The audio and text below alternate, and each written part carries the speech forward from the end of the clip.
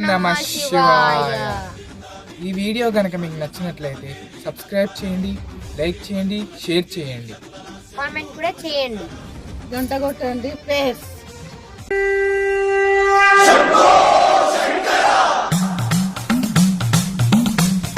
Shift భజన start చేయరా, భజన స్టార్ట్ చేయాలి.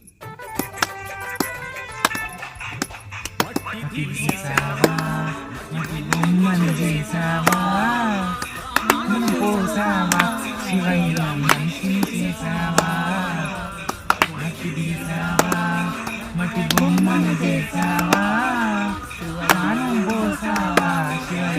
మనిషిని చేసావా,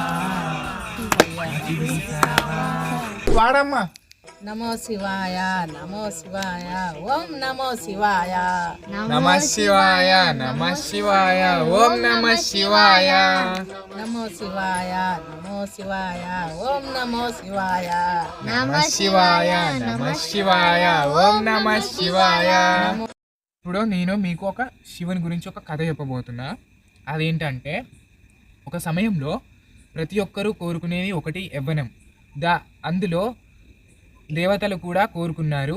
దానికోసం బాలసముద్రంలో ఉన్న అమృతంని తీసుకోవడానికి పోయినప్పుడు అప్పుడు శివుడు అందులో అమృతంలో విషమున్నది గమనించి ఆ శివుడు లోక వినాశనాన్ని జరగకుండా ఆపడం కోసము ఆ విషాన్ని ఆ శివుడు తాగుతాడు.